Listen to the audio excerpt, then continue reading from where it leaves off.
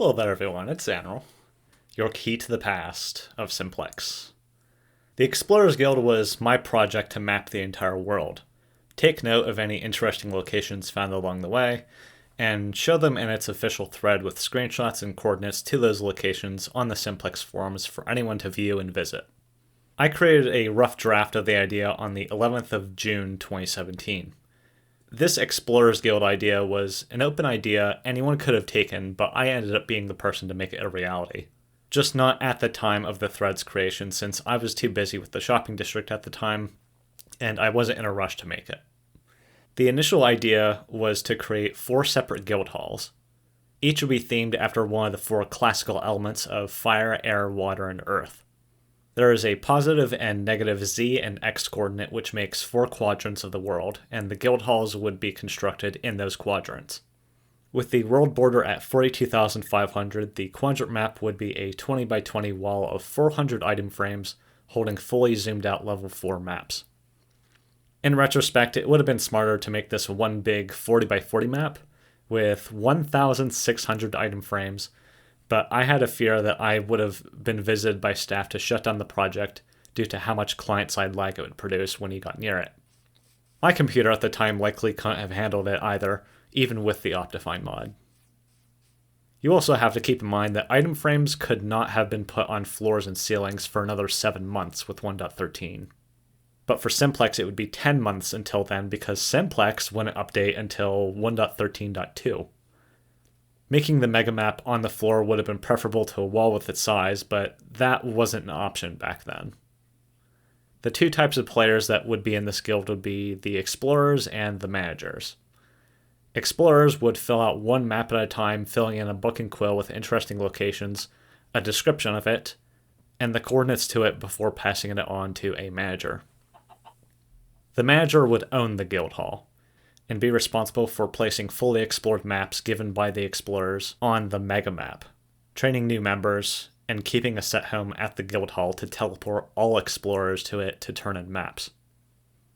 On the 23rd of June 2017, E Major 7 stepped up to construct the Fire Guild Hall. He picked the location for it within the positive X, positive Z quadrant, and used the specifications for the megamap from the forum thread, and the rest was on him. He offered to show his progress on the 2nd of July 2017 and would share a few screenshots later the same day in the thread. It wasn't what I imagined it to be, but I liked the progress I was shown. If I personally would have built the Fire Guild Hall, it would have been sort of like a black castle surrounded by a lava moat. But what E Major 7 built was a lot better. On the 20th of September 2017, the thread was updated with the completed Fire Guild Hall, and I would see it the next day on the 21st. It wouldn't be a good day for E Major 7 because there was an issue with the map wall. My calculations were off. The map wall dimensions were supposed to be 21 by 21, and it was 20 by 20. So E Major told me, before I start the demolition and rebuilding process, are you absolutely certain that such drastic renovations are necessary? I gritted my teeth and said, yes. So for the next 4 days, he reconstructed half the guild hall to make it 1 block wider and finished it on the 25th, posting about it on the forum thread when he was finished.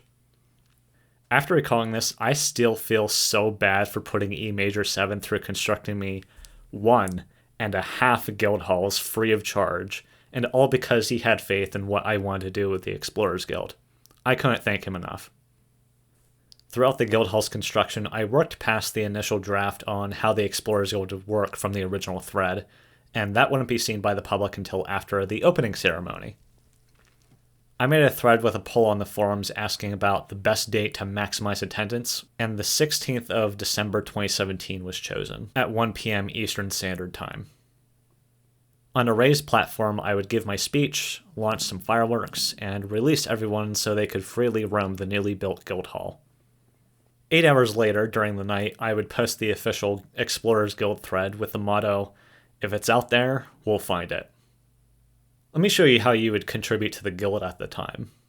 You'd have to rely on another player that had a home set at the guild hall to teleport you to it. Because I was the creator of it, it was likely me. But I was hoping if I got enough members, I would be relied on less and less, and eventually the Explorers Guild would get new members and grow without me.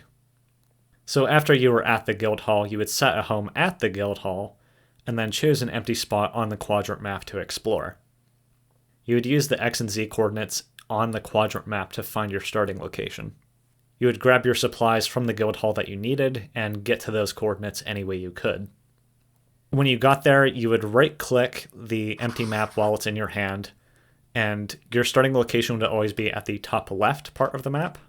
But before you started exploring, you've used a crafting table to expand it to a level 4 map, and then started exploring the Fog of War. If you came across any player-made build, you would record the coordinates of what was there and give a description of it in a book and quill. After you completed mapping, you would teleport back to the guild hall, create a copy of the map you filled in, place it in the item frame on the quadrant map, and deposit a copy into the archives. This copy that you made was necessary because the quadrant map was prone to griefing. If you punched out a map on the item frame, Logblock couldn't restore it. I don't know if that is something that Logblock could not do at the time, or if it was able to do at the time, it's something that the server's configuration was set up not to track. On the 13th of January 2018, I would die in lava with 3 book and quills worth of coordinates and descriptions of over 50 locations I found while exploring my first map. I felt devastated that a lot of progress was lost. So I made a change of what locations were recorded to notable locations and not everything player built. When I would retry to map the same area again the next month, I would narrow down what I considered notable to Mr. Teapot's old base near Old Spawn, up in the Stars Town, the old Spleef Arena, Holly Jean's mountain base, DZ Jedi Ito's mountain city of Ebentop Keep, and the Futures Now build competition site. In the month of October 2018, I wanted to focus the efforts of the guild to finding interesting locations and get away from mapping the entire world. This would mean that the Fire Guild Hall was obsolete, and any future ones that I wanted to build were completely off the table now.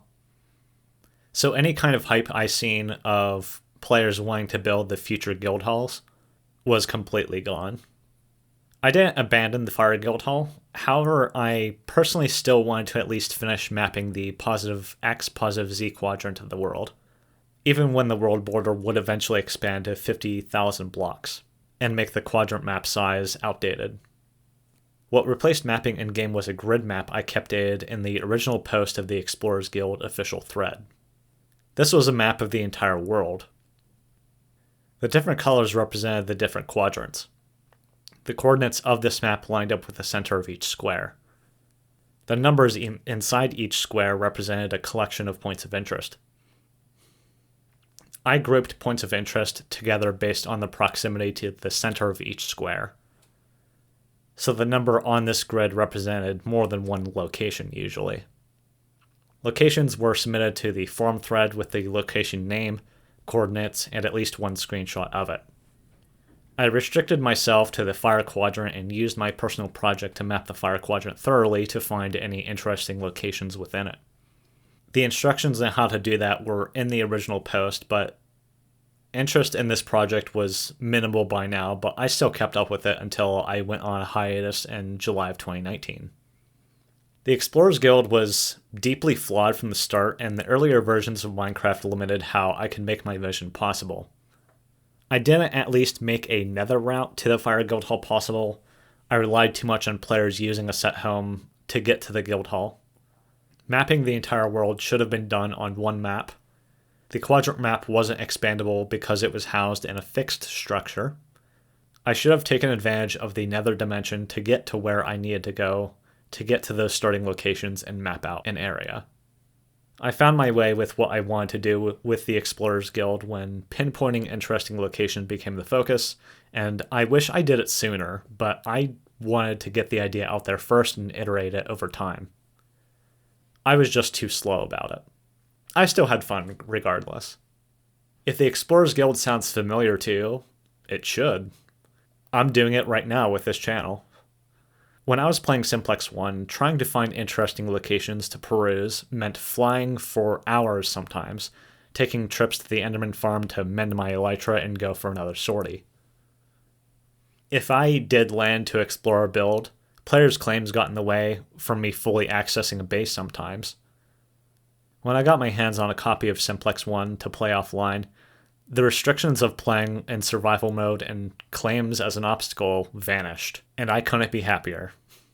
Well, that is all. That is the history of the Explorers Guild and how its spirit lives on with this channel, exploring and documenting the interesting locations of this world. I thank you all for watching, and I will see you all next time.